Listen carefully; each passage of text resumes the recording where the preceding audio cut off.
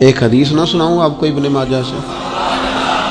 ترمذی شریف میں بھی موجود ہے، مشکات میں بھی موجود ہے۔ حضرت ابو امامہ باہلی رضی اللہ تعالیٰ عنہ فرماتے ہیں کہ نبی پاک علیہ السلام نے میرے سامنے یہ الفاظ بیان کیے، اور یہ ذرا الفاظ دیکھیے حضور کے کس طرح کے ہیں۔ حضور فرمانے لگے میرے دوستوں میں سب سے زیادہ میرے نزدیک قابل رشک وہ مومن ہے جو ذرا ہلکا پھلکا سا ہوتا ہے، اس پر ذرا ذمہ داریوں کا بوجھ کم ہوتا ہے، جس کا دائرہ زندگی ذرا محدود ہے، ہلکا ہے، بہت زیادہ اس نے اپنے اوپر بوجھ نہیں ڈالے ہوئے۔ اور حضور فرمانے لگے نماز میں اسے لذت حاصل ہوتی ہے، اس کا نماز میں بڑا حصہ ہے۔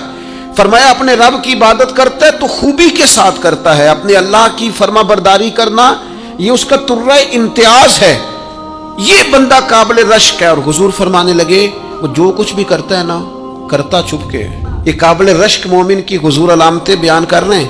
فرماتے ہیں وہ بندہ گمنامی میں رہتا ہے، چھپا ہوا رہتا ہے، اٹھ بلے آ چلو تھے بسیے جتے وس دینی سارے انے، نہ کوئی ساڈی ذات پچھانے نہ کوئی سانو منے، چھپا ہوا رہتا ہے۔ اور حضور فرماتے ہیں یہ قابل رشک ہے جس کی طرف انگلیوں سے اشارہ نہیں کیا جاتا، وہ حضرت جا رہے ہیں، وہ چودھری صاحب جا رہے ہیں، وہ دیکھو فلاں گیا، انگلیوں سے لوگ اشارہ نہیں کرتے، قابل رشک مومن ہے۔ اور نبی پاک علیہ الصلوۃ والسلام فرماتے ہیں روزی بھی اتنی ہے اس کے پاس جتنی اسے ضرورت ہے، بقدر ضرورت اللہ نے رزق دیا ہوا ہے، اور وہ اس پر صابر بھی ہے، شاکر بھی ہے۔ اور حضور فرماتے ہیں اس کی موت بھی چٹکیوں میں آتی ہے، اور تعلق بھی تھوڑے ہیں، پیچھے رونے والے بھی زیادہ لوگ کوئی نہیں۔